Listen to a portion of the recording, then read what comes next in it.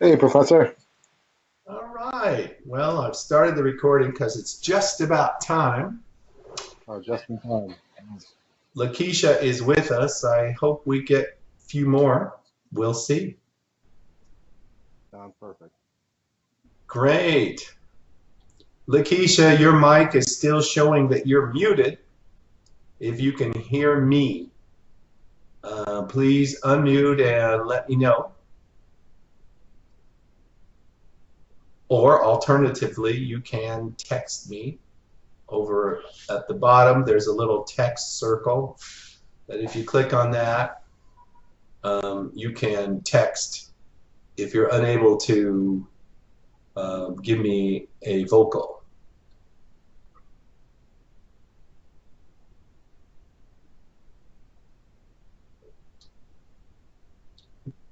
Well, it's 6 o'clock. I'm going to proceed. All I right. think Sounds. a number of the students are confused about the time, and Phoenix time, daylight savings time really messes stuff up. Phoenix Yeah. time is an hour behind me in mountain time. Um, where are you? Yeah. Full disclosure, I actually called in at an hour earlier by mistake. Okay, that's fine. Yeah. Maybe I should go like an hour earlier, just get on and make sure that anybody who does sign on then knows the correct time. In any Yeah. case, let's get I'll know for. started. Oh, go ahead. No, I said now I know for next week. Yeah, yeah. Where are you? I'm in New York. Okay, so you're Eastern Daylight Time. Yeah. The people who just got pounded with another foot and a half of snow. I told you that was going to happen. That's too bad. Oh my gosh. So Yeah. today it was sunny and in the 80s here in El Paso. I Love thought. I thought you actually liked me. it. Hey, You know. Lakeisha, welcome. Hi, I'm here. How are you guys? I'm doing all right. How are you? I'm okay. I have a flu. Oh, I'm so sorry to hear it. How Oh long no, have you it's had it? okay. um, Probably about 3 or 4 days now. Well, hopefully you're climbing out of it by now. Yeah, I am. I feel a lot better today. Thank you. Oh, I'm glad. I'm glad.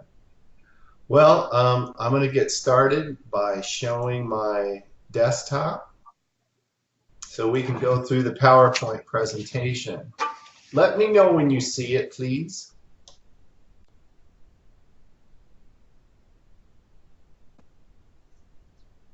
You might see something that says loading.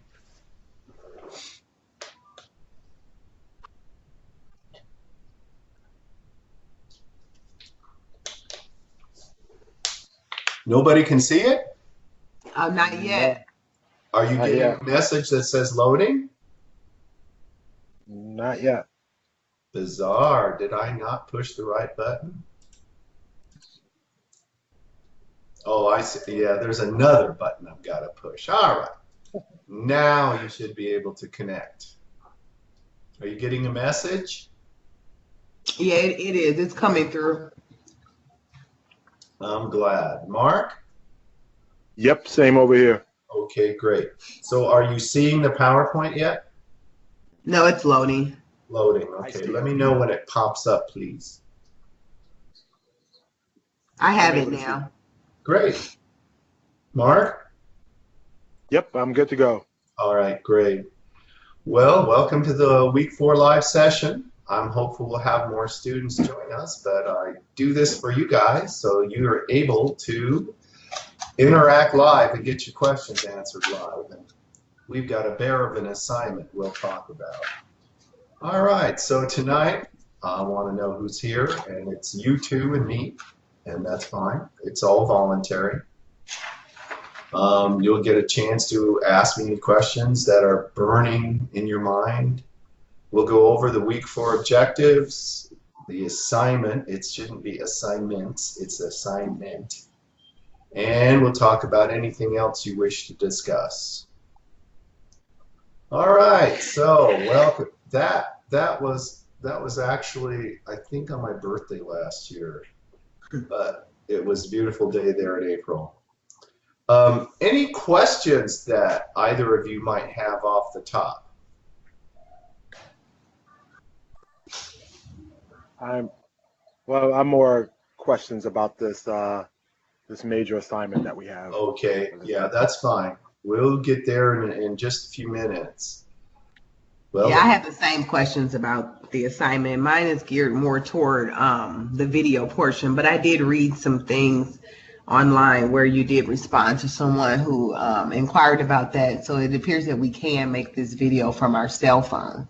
yeah, you can. And I've seen some really good ones come from somebody's cell phone. All right, well, let's get going with the other stuff. Our week 4 objectives, if you've gone through the readings, and I know it's still early in the week. Believe me, I do know that. But if you've gone through the readings, you'll see stuff about these objectives. And if you haven't yet, that's fine. You'll get to it. We're going to it's the management function of organizing is our week 4 focus. And we talk about basic types of structures used within organizations.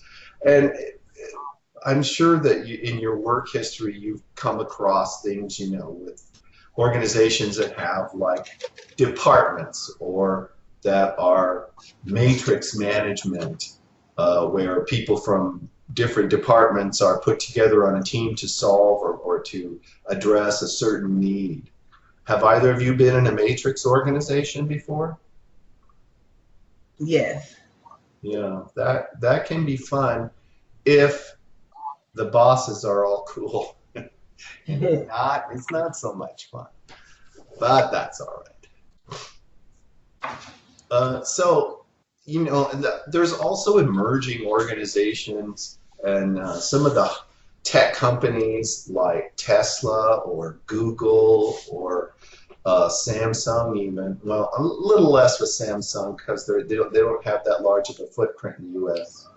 But other tech companies, they're going to this weird kind of structure that's really flat. By flat, I mean there aren't a lot of layers between the CEO and the frontline workers, perhaps 5 or so versus the 10 or a dozen that you see in other organizations like GM or GE. Wait a minute. Just forgive me while I have another student that is trying to get in. It's Tabitha, and she's saying she's the only one in. Let me just hold on while I address her for just a second, okay? Sure. No problem. She says it shows she's the only one, so I don't know what meeting she got in. But you guys are in the right place. And I gave the same link to everybody.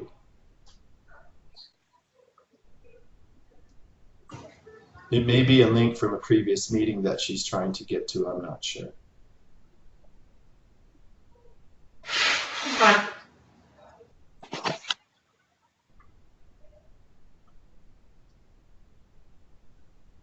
I'm going to be talking on my phone, so just give me a second. Thank you. Tabitha, you made it. Well, you're unmuted, or you're muted, Tabitha. So can you unmute yourself? See up here, if you see my desktop, do you see this little thing that shows you're muted? Hopefully you can hear us. Hello? Yay! You made it. I'm so glad. Welcome. Can you hear us? Yes, sir. Excellent. Well, if you can see my desktop, because I've got my desktop view, you see you're in the middle of the PowerPoint slide presentation. Is that right? Week 4 objectives? Yes. Excellent. Okay. You're in the right place at the right time. Glad to have you. We're talking about different types of structures used within organizations, and I was using an example of some of the tech companies like Google or Tesla or some of those that have very flat organizations, meaning that they have very few layers of management between the CEO and frontline workers. 4 or 5, something like that, layers versus the dozen or so that you might see in GM or even more. Maybe in American Airlines, it goes way up there. But Google and those folks, they have really weird structures, and I frankly don't think I'd be comfortable in them. Nobody has an office. They have these barns, you might say, with just dozens and dozens of computer workstations, and you don't have a computer assigned to you. You just get on any one out in the barn. It's temperature controlled. Everything's really nice. I mean, I'm not saying that it's a dump or anything, but it's just not a type of situation where I'd feel comfortable. I like an office. I like my own stuff. And then they have people that come and go whenever they want. There's like no limit on sick leave or vacation. And if you feel like coming into work at 2 in the morning, then you do. And if you feel like leaving at 10 in the morning for the day, you can. I'm not sure how they get stuff done that way, but I'm sure it's a little more structured than I'm saying, in terms of having deadlines and folks to work on specific pieces of stuff. But when you have very creative people, Apple's another one, they don't always have ideas, in 8 to 5. And sometimes their best work is done during the night, for whatever reason. They're nocturnal. I can't take it. Have you ever seen anything like that, anybody? No, I'd probably like to. Really? Okay, well, to each her own. There's a place for you with them. They pay good and the benefits are great. I know Houston is starting to have some companies that are starting to be on that kind of level. Oh, really? Yes, we've got some companies that are popping up where it's, they give you a lot of leave. It's basically a hands-off approach. You're there, you're working. And I don't know. I like to have a little bit more structure than that. Yeah, well, I certainly do. I'm a baby boomer, so I'm old and I'm used to a certain type of thing. But I suppose somebody just getting out of college or tech school, might be open to anything because they haven't experienced something different. I like to know what the hours are, who sits where I can find them when I need them, that sort of thing. And I also like a very defined work time versus non-work time. I really resent getting calls like in the middle of the night. Not from students, okay? Let me clarify that. That's different. I'm here for you. That's what I signed on for, and that's what I do. I do get calls at night, and that's not what I'm talking about. I mean, in a regular job, a real job, where the boss says, well, I need this product, and, it's 8:30 at night, and I'm going, yeah, okay. That I resent. So maybe I need to pick my organization carefully. My husband does the same thing. Do you insist on a work-life differentiation, private life to work life and a balance that's appropriate for family time? Yes. I should. Yeah. Yeah. If it's not that way, I got to think that's not the organization for me. But that's cool. All right, second point. Oh, go ahead. I think the flexibility, though, I think I don't know, I'm pretty much okay with it because I think it's the new age where it's true that, like, if you're working in a very creative career, sometimes you don't get your best ideas during the 9 to 5 hour. Like, sometimes I'll come up with like a brilliant idea at 9 o'clock at night. And if that's the case, then if you're, especially if you're like a single person, if you don't have a family and whatnot, you can just up and leave whenever you want to and then go into the office and then start working. So I can understand the logic behind it because some people aren't productive during 9 to 5. They're more productive at night or something. So Yeah, I get that. Yeah. That's why it's great to live in a world of choices. very true. Well, I can tell you, my husband, he's a tech director for our school district, and he gets calls constantly, and I cannot stand it when we're driving and they want to call him and have him connect to a computer to fix their stuff because they could not tell him that they needed to have it fixed before he got out of work. Oh, yeah. Yeah. Or when we're trying to have dinner and he's having to log on because the teacher decided to stay late and she absolutely needs something printed and her printer doesn't work at 6 o'clock in the evening, 8 o'clock in the evening. No, you can do that stuff tomorrow. Well, I'm sympathetic to you and your desire to have some quality time with your husband, of course. Yeah, that kind of job he's got. I have a brother who did the same thing for the federal government, and it was much like you say. You know, my printer doesn't work. I've got to have this product at this time. Can you fix it for me? My sympathy. Okay.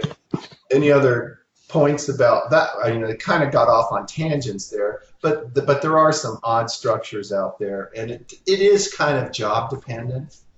Teachers, I think, generally, if you teach, I'm not talking about it at college level, I'm talking about high school level and below, generally have pretty good hours, and they do work, you know, out of the school hours, but they've still got to set up time to be able to have a personal life consistent with their values, you know, and their family situation, as you mentioned, Mark. You know, not everybody's married or living with someone. They might be fun and fancy free and footloose and get those great ideas and work whenever. I can dig it. I'm just not like that. Or I mean, another example, I believe, where a flexible, job would work out, I would say for a mother that would like to maybe, come to work and work 4 hours. And then I've heard that in some countries, actually, like they have a longer lunch break than we do here in America. Mm-hmm. It's like their work like 4 hours and then they'll go home for 4 hours, because that during that time, I believe that they go home to get like dinner and things like that ready. And then they go back to work for another 4 hours. Well, I've heard about such things. That's another thing I think I wouldn't be comfortable in. I think when I go home, I like to stay home. I know I'm not Mr. Excitement. You'll just have to excuse me. But I like my home time, and I wouldn't want to go back after putting in whatever hours, even though, I can see in that structure that my day wasn't complete. I just soon got through it. I think I'd much rather. It's interesting, yeah. Different parts of the world have different values, and I know, here I live on the Mexican border, and outside the border, like the maquiladoras, I don't know if you've heard of those manufacturing plants that are along the border that are creatures of NAFTA, but they have American companies that have factories just across the border in Ciudad Juarez, and they work like American companies. Further into Mexico, there are long lunches and that sort of thing. It's more like you might see in Europe.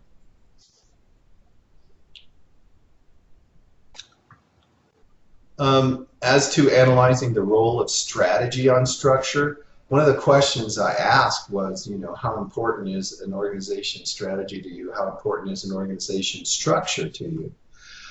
I think that as part of a strategic plan, which is laying out organizational vision and goals and objectives, that it's better to have a structure that supports that. If you're doing something like Mark was saying that's highly creative, and your structure, is a typical, finance department and R&D and manufacturing and whatnot, well, that might not be the best structure for the folks that you need to do the products that you want done as part of your strategic plan. So you end up having structures like we talked about earlier. And yeah, I can see how strategy does impact structure quite a bit. Nevertheless, I'm comfortable with older structure.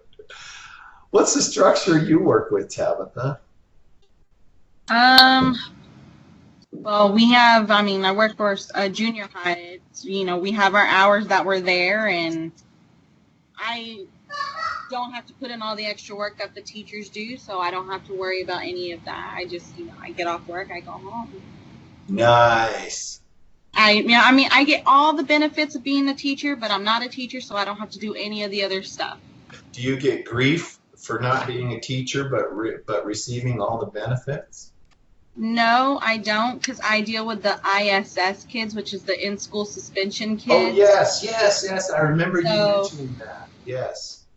So, no, I think that they are pretty okay with it because I deal with all the kids that they don't want in their classrooms. So, but, you know, I do the snacks after school, so 3 days a week I stay after. I volunteer for that, but other than that, I just don't have the extra stuff that the teachers do. The teachers definitely work way harder than I do, but they also get paid more than I do. So, Well, that seems equitable.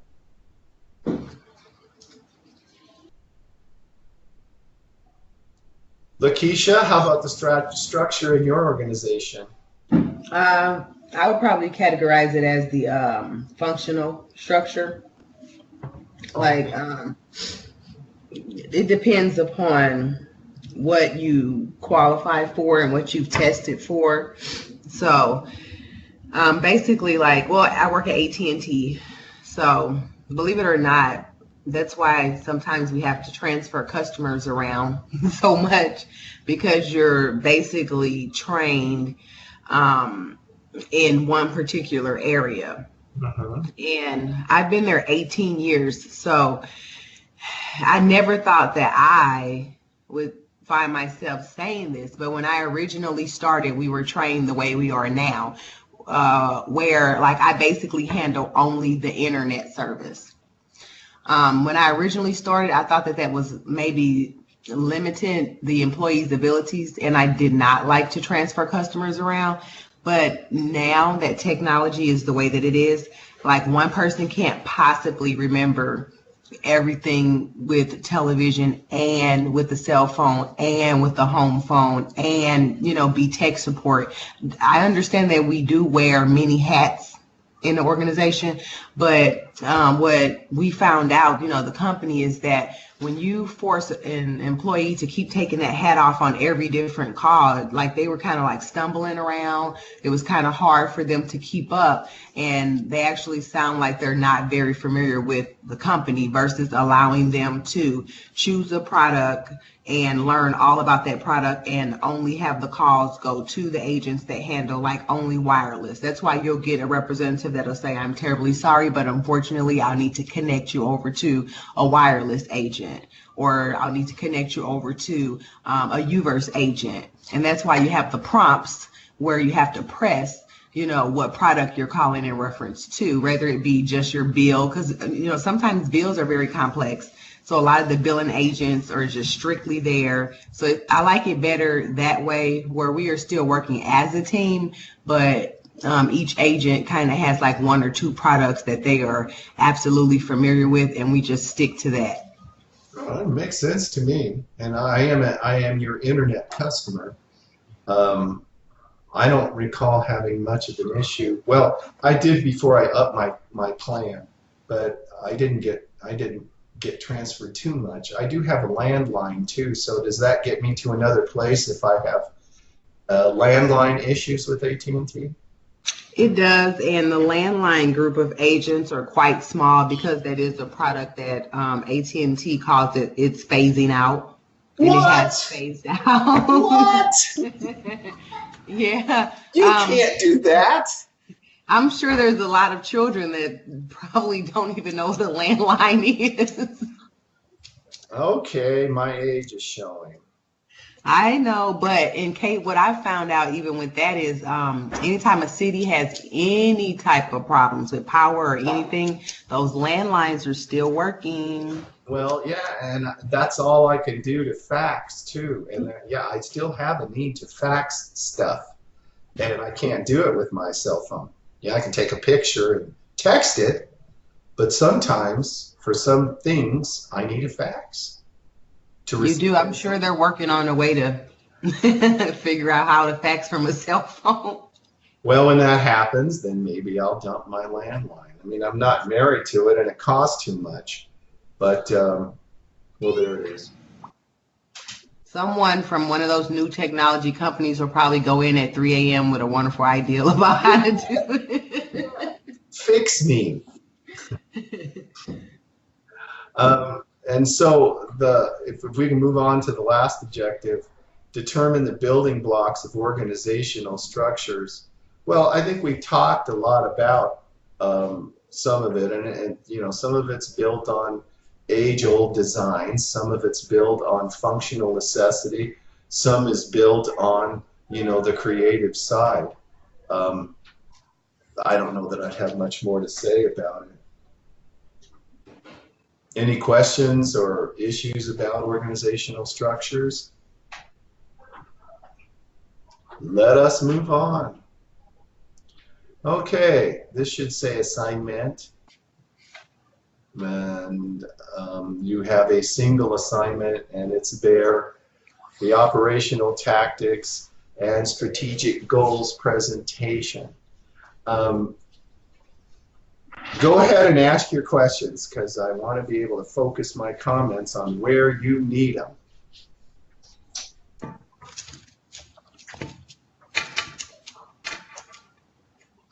All right, I have one. Oh, you can go first. Oh, I'm sorry.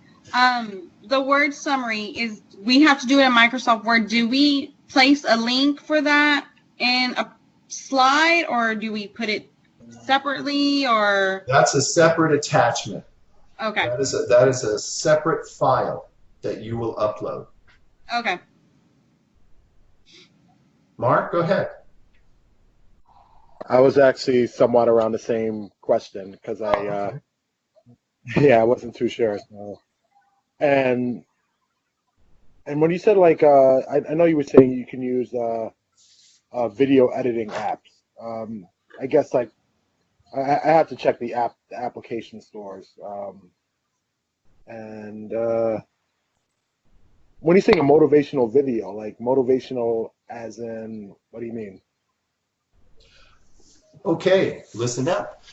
I just took over. I'm going back to my view so you can see me be motivational. Can you see me? Yes. Great! Yep. I just took over your department, and I'm excited about the plans that they have for us. We're going to take our organization to heights it's never been. We're going to stand out. We're going to be stars. We're going to do things that are important, that enhance your resume, and that make our organization noteworthy. We're going to have products that are innovative, helpful, inexpensive, and will address the needs that people want. How's that? Is that motivational? Yeah. It's just on the top of my head. Well, and I'm not saying you need to be a used car salesman, okay? That's kind of what I was doing. But motivational in terms of the scenario that you're writing about and your presentation is about. So you just took over, let's go, where is it? I'm going back to sharing. We're going to go over the assignment instructions, going back to sharing, and I have them up. Do I not? Well, I did. Gonna bring them up. Just hang with me.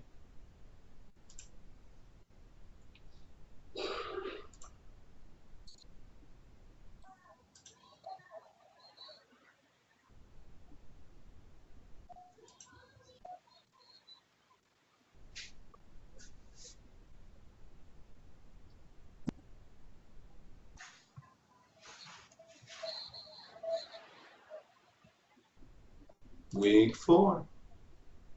Here we are. Okay. So, yeah, you've got all these types of things that are going to be either in your PowerPoint or in your presentation or your, your summary. And so what? Now I'm off track of what I was thinking. What was your question, Mark? I think I think you pretty much addressed it, I thought. Okay, so the motivational bit, yeah, you don't have to be a used car salesman. Oh yes, the scenario. So up here, that was it. You have been promoted to senior level manager of a company with low employee morale. That's one of the reasons why it needs to be motivational. Decreased productivity.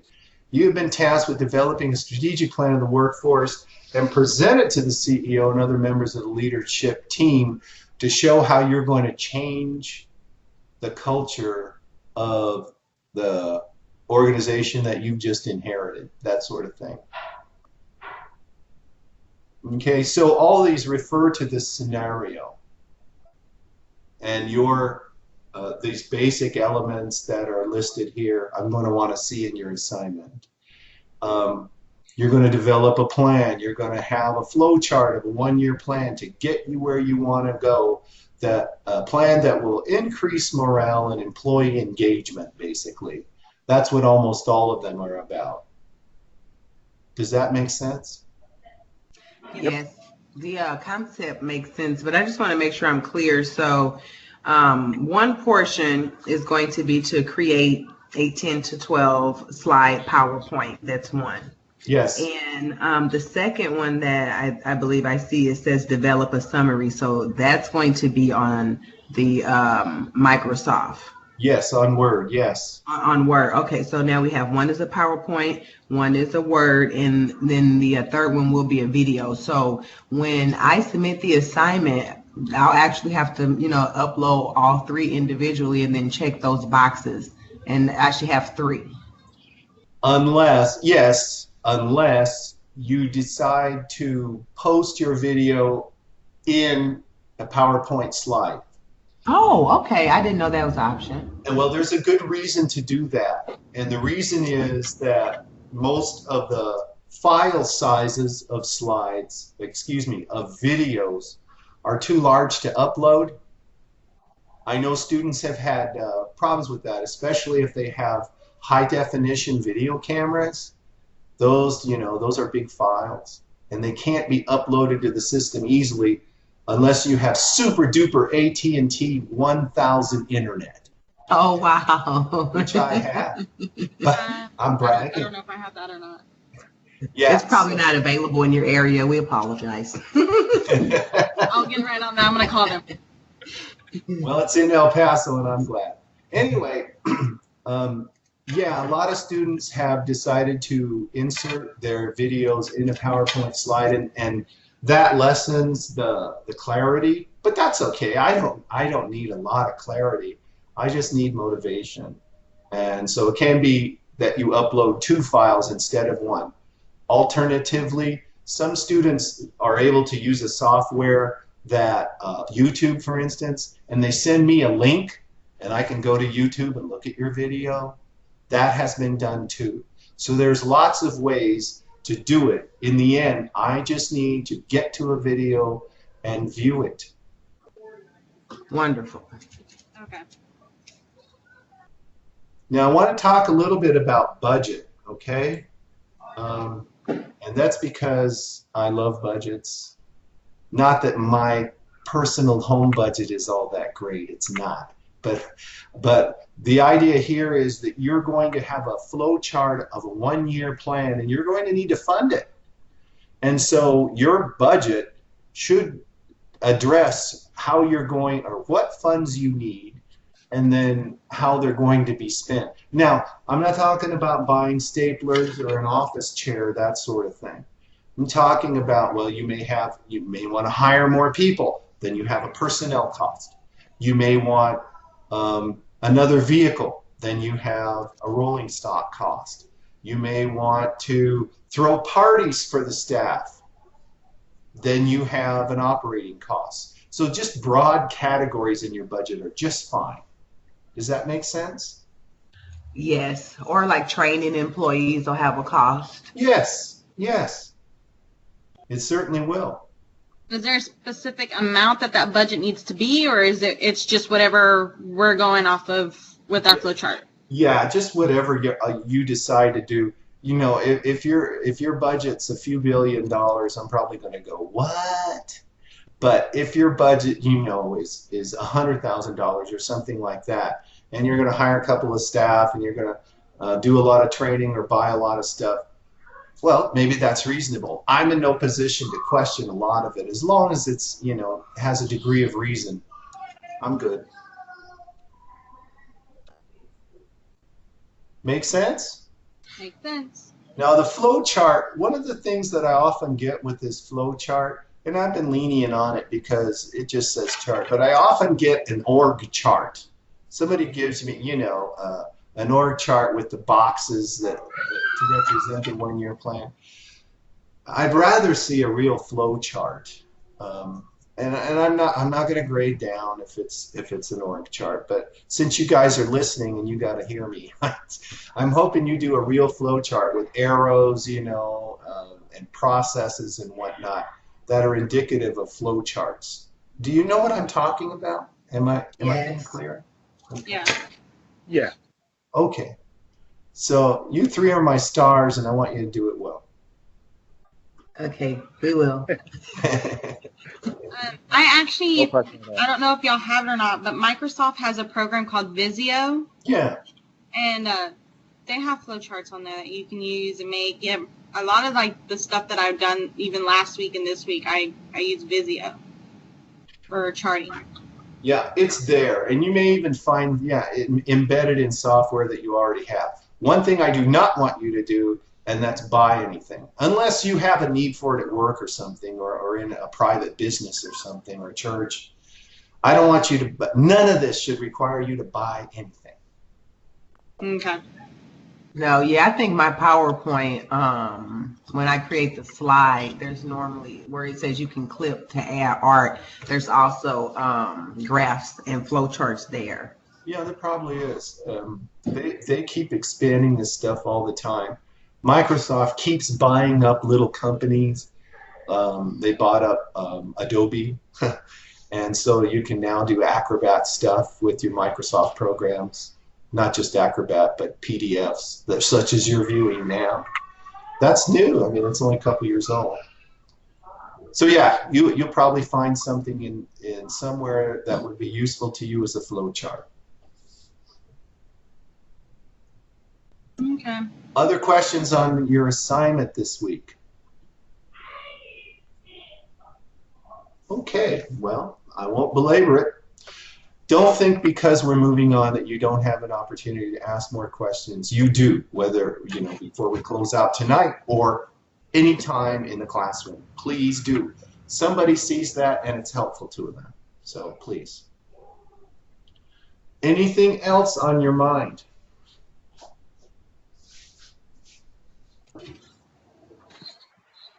No, not really. Not for me. I was just more concerned about this assignment because it's definitely the biggest one that we've had so far. Yeah, it is a pretty comprehensive assignment. But you're going to see more stuff like this as you go through the MBA program in other courses. I think leadership, what is that? 531, LDR 531, if that's in your MBA program, is going to have more of this integrated type assignment stuff. Okay. So you're being prepped. Did anybody see the survey link that I posted? I did. Did you do the survey? I saw the link, but I haven't done the survey.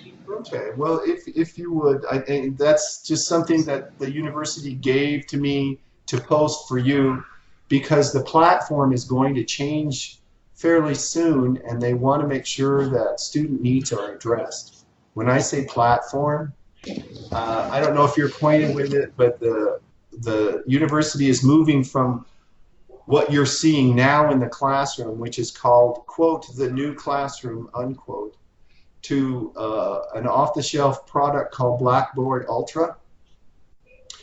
And it'll have a lot of features. I'm sure it's all there. I haven't been through the training myself, but I've seen some prototypes and have messed around with it. Everything has a train up. It'll take a little time. But that's coming pretty soon. I think before the year is out, you might see Blackboard Ultra in one of your MBA classes. Okay. So just prepare for that. And I wanted to mention the final exam, which is week 6. I mean, it's not this week. It's only a couple of weeks hence, though. And that's a 30-question multiple choice exam. You may have seen some notes about that I posted in week 1. Yes. That's because I want you to do well. That is a comprehensive exam, even though it's only 30 questions, multiple choice. It will cover the readings and other stuff.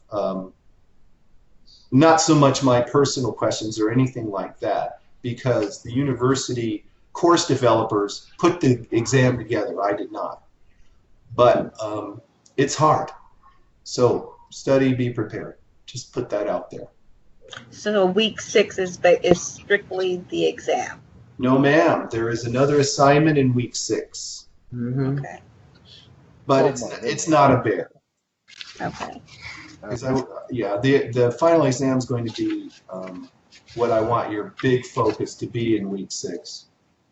There's no team assignment in week 6. So it's just my little assignment. Let's go see what it is, Ron.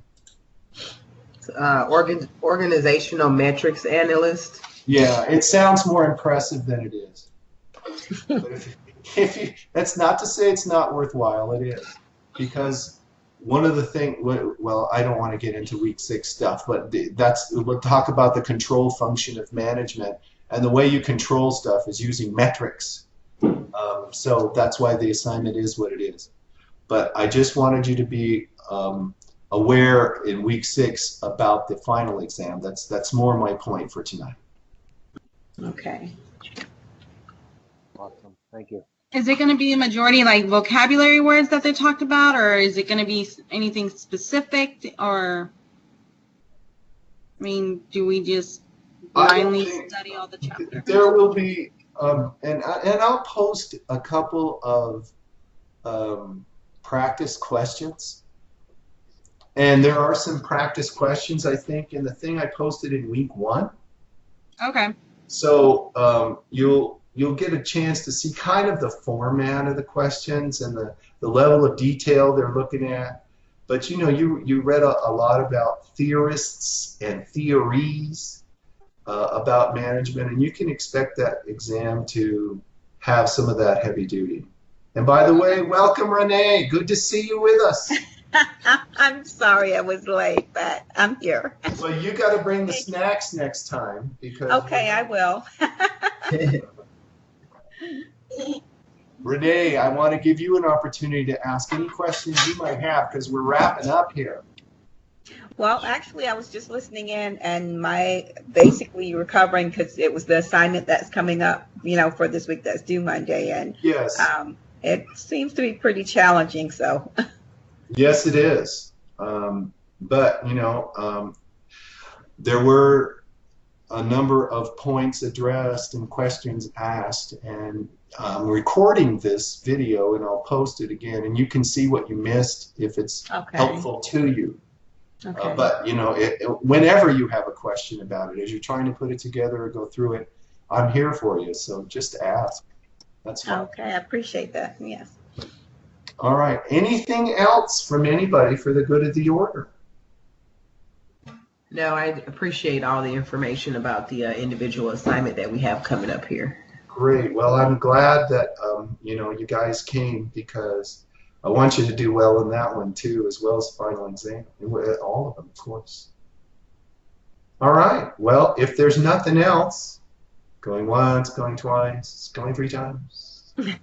Have a good night, everyone. Good night. All right. Take care, guys. I'll be Bye. posting this Thanks a lot video again. probably tonight. Okay. All right. Bye for now. Thank you. Welcome. Good night. Good night.